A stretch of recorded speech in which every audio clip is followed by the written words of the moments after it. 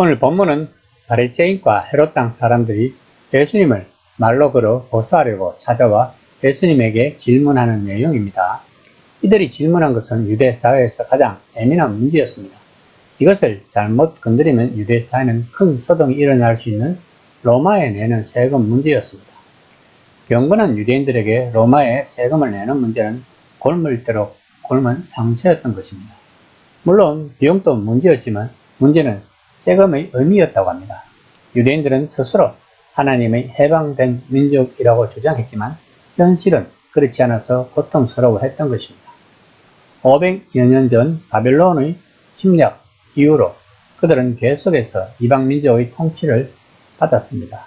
하스몬 왕가가 지배하던 주전 163년부터 주전 63년까지는 어느 정도 독립국가 행세를 했지만 주전 63년 로마의 폼페이우스 장군에게 예루살렘이 함락되면서 로마의 지배를 받았고 로마에게 세금을 내고 있었던 것입니다. 그래서 로마는 미움을 받았던 것입니다. 이런 상황에서 바리새인들과 헤롯 당원들이 예수님에게 세금에 대한 질문을 한 것이었습니다.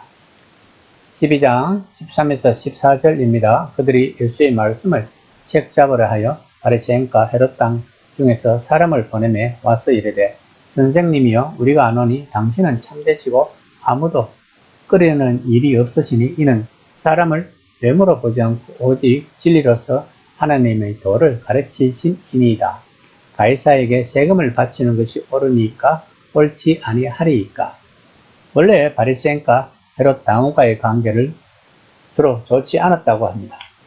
특히 바리새인들은 헤롯 당원들을 경멸했다고 합니다. 그러나 이들이 예수님을 공격하고자 하는 그때에서는 공동 전선을 형성하고 있다고 마가는 말하고 있는 것입니다. 그 당시 로마는 두 가지 정책을 가지고 있었다고 합니다. 즉 로마인들은 로마를 지키는 군대를 담당했다고 합니다. 그래서 그들은 전쟁을 담당했던 것입니다. 거기에 비해 식민지 사람들은 로마가 자기들을 지켜주니까 그것에 해당하는 세금을 내도록 되어 있었다고 합니다. 여기에 유대인들은 이방인에게 세금을 내는 것을 아주 굴욕적으로 생각하고 있었고 자신들은 이방인의 통치에서 벗어나야 한다고 생각하고 있었습니다. 그리고 중간에서 세금을 거두는 세리들의 농간도 유대인들의 감정을 많이 상하게 했습니다. 그러나 로마에 세금을 내지 않는다는 것은 로마의 법을 거부하는 것이며 로마의 전쟁을 선포하는 것과 같습니다. 예수님이 로마에 세금을 내지 말라고 주장하면 전쟁이 일어날 수도 있는 형편이었습니다. 그런데 로마에 세금을 내라고 하면 유대인들에게 돌을 맞을 형편이었습니다. 12장 15에서 16절입니다. 우리가 바치리이까 말리이까 한데 예수께서 그 외식함을 하시고 이르시되 어찌하여 나를 시험하느냐. 데나니온 하나를 가져다가 내게 보이라 하시니 가져왔거늘 예수께서 이르시되 이 형상과 이 글이 누구의 것이냐. 이르되 가이사의 것이니이다. 유대인들은 사람 손으로 형상을 만들 수 없었다고 합니다. 그들은 식물과 꽃도 상으로 새길 수 있는지를 놓고 논쟁했지만 인간의 상은 논쟁의 여지가 없이 금지되었다고 합니다. 그런데 그 당시 로마 동전에는 황제 티베리우스의 상이 새겨져 있고 앞면에는 신성한 아우구스투스의 아들 아우구스투스 티베리우스라고 새겨져 있었고 뒷면에는 대제사장이라고 새겨져 있었다고 합니다. 로마의 황제는 대제사장 역할도 함께 했다고 합니다. 신의 아들과 대제사장이라는 굵기는 유대인들의 신기를 매우 불편하게 했을 것입니다. 예수님이 받으신 질문은 단순히 정치적 혹은 사회적 질문이 아니라 종교적 질문이었던 것입니다. 일부 경건한 유대인들은 이 동전 대신 유대인 동전을 사용했고 손을 대기는커녕 치다버리고 하지 않았다고 합니다. 그러므로 본문에서 예수님이 질문을 던진 사람들에게 그 동전을 가져와 보라고 하신 것은 예수님도 평상시에는 그 동전을 만지시지 않는다는 뜻이라기보다는 예수님께 보여드리려고 그 동전을 찾게 해서 그들을 당황시키려는 의도였을 것이라고 생각해야 할 것입니다. 바리새인들과 헤롯 당원들의 속셈은 뻔합니다. 예수님이 로마의 세금을 내는 입장을 지지하게 만들어서 예수님을 따르는 무리와 관계가 멀어지게 하거나 아니면 세금 내는 행위를 비난하게 만들어서 총독인 본디오 빌라도에게 예수님은 반란 선동죄를 또 고발하려는 의도였던 것입니다.